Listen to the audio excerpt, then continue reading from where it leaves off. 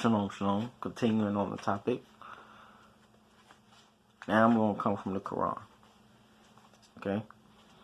The Quran came to clarify some things and to expound on some things and to bring some truth, because at the time, during the Council of Nicaea, and before that, they was having squabbles back and forth about traditions of men. And one sect would say this, and one sect would say that, and one sect would say this. So Constantine had a thought to just bring it all together. Many of you probably know this history. So now we have divisions, okay? These are the tares that came in and sowed these divisions, okay? Because of their thoughts and dictates. And the Quran expounds on that in Surah 4 and 50. I seek refuge from the whispers of Shaitan, from Lucifer. See how they attribute their own lying inventions to God? This is in itself a flagrant sin. Okay? They own lying inventions. Oh, the white man hates every black man. Every black man is a criminal. You know, these are lying inventions. And then they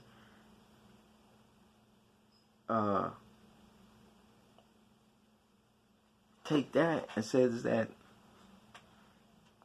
God cursed the black man. God cursed this guy. God hates everybody. God hates Edom. This is their own inventions. And they attribute it to God, saying that this is what God has done. These are your vain imaginations. When the Most High judges according to your actions and your deeds. You don't believe me? Let's go to 4 and 124. Surah 4 and 123. Surah 4, 123. Let's go there. 123. It is not your desires, nor the desires of the people of the book, those who come from the Bible, that shall prevail. What? Your desires will not prevail.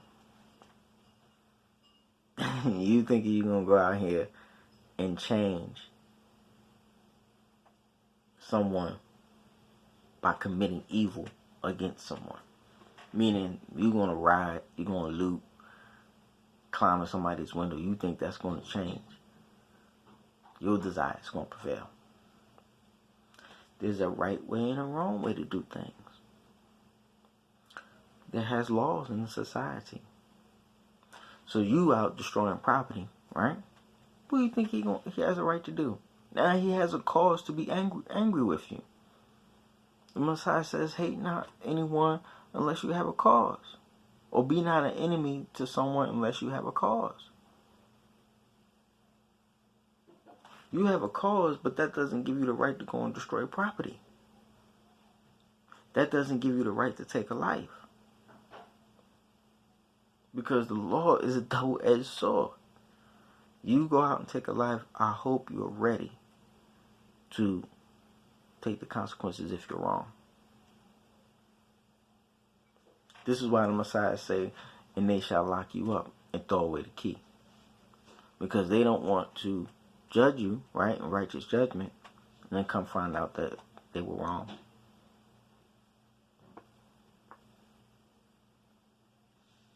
That's why capital punishment has been removed for the most part here in this country.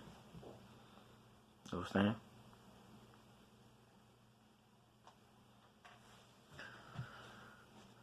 This is why mercy was shown in the story of Barabbas and the Messiah. Because they chose the one that was doing evil. They know he was doing evil, right? But they chose him. And let the one who they thought was evil because they felt offended some type of way because their own sins their own hypocrisy was exposed, they put him to death. And that's what you see with a lot of states going on, because a lot of things are being exposed. Their hypocrisies are being exposed. Hypocrisy in a police station,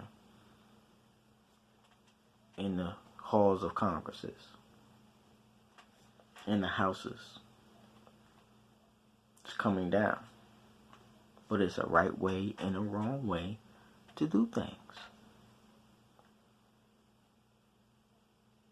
You have to know how to deal with your enemy to cut off the head. Let's go to Surah 4, 123. It is not your desires, nor the desires of the people of the book, that shall prevail. Anyone who commits evil will be rewarded accordingly. He will not find any protector or patron for himself besides God. Anyone who performs good deeds, whether it be a man or a woman, provided that he is a believer, shall enter paradise. No one shall suffer the least injustice. Who is better in faith than one who submits himself wholly to God, acts righteously, and follows the religion of Abraham, the upright in faith? What is the religion of Abraham? In a nutshell, is peace with all men, if you can. Okay? If you can. But this takes discipline. This is one of the fruits of the Spirit. That's another thing. In Galatians, it gives you the list of the fruits of the Spirit.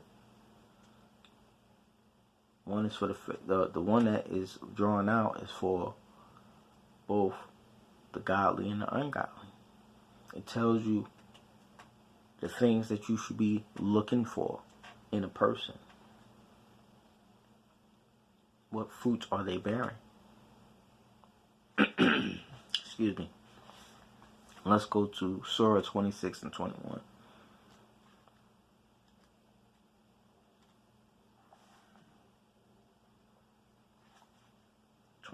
Surah 26 and 221. Let me read that for you.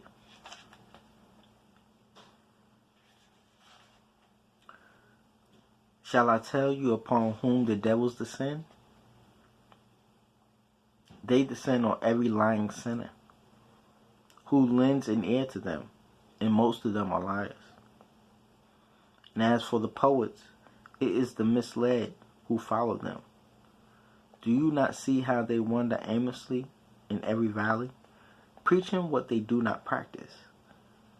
Not so. The true believers who do good works and remember God with fervor and defend themselves only after they are wrong.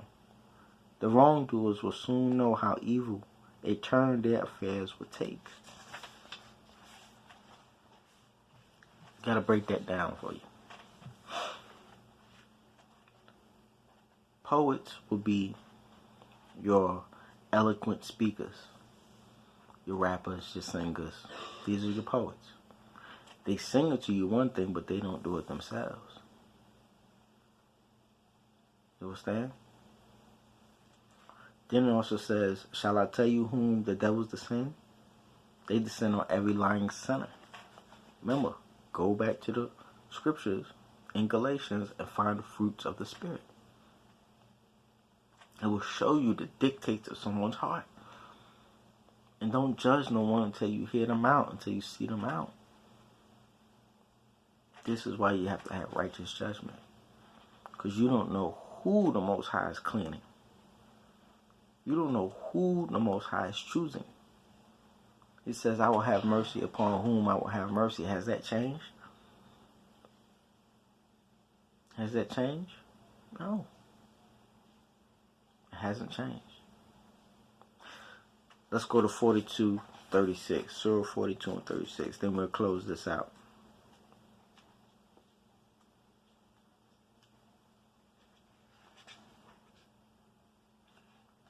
Whatever you have been given is only a temporary provision of this life. But that which is with God is better and more lasting for those who believe and put their trust in the Most High, who refrain from heinous sins and gross indecencies, who forgive when they are angry, who respond to their master and attend to their prayers, who conduct their affairs by mutual consultation and spend out of what we have provided for them, who, when they are attacked, defend themselves. Let harm be requited by an equal harm, but whoever pardons and amends will find his reward with God. He does not love the wrongdoers. Those who defend themselves after they have been wronged cannot be held blameworthy. Blame falls only on those who wrong men and transgress on this earth without justification. Such will have a painful punishment. Whoever is patient and forgiving acts with great courage and resolution.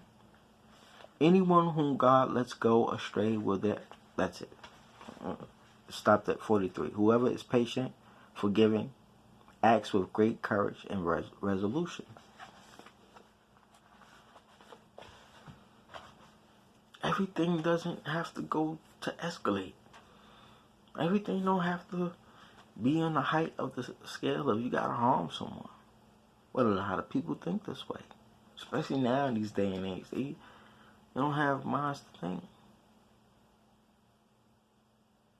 They swayed by their emotions and potions. Just swayed. Can't think for themselves. So emotional. When you should be thinking these things through by a collective consultation. You heard a collective consultation. That means get together with other people who are like-minded, who will stand for truth. Okay, just because you're like-minded don't mean you stand for truth. You may have some lying thoughts that you have no righteous facts about. So who is the enemy? Those who are the enemies of the Mashiach. And who are the enemies of the Mashiach? Those who do unrighteousness. Those are the enemies. How do we know them? We know them by their fruits. What are the fruits of the Spirit, you should ask? What are the fruits of the Spirit of righteousness? Let me say that. And what are the fruits of the spirit of unrighteousness? That's what you should be looking for when you're dealing with people. Don't judge a man before you have heard him and seen his works.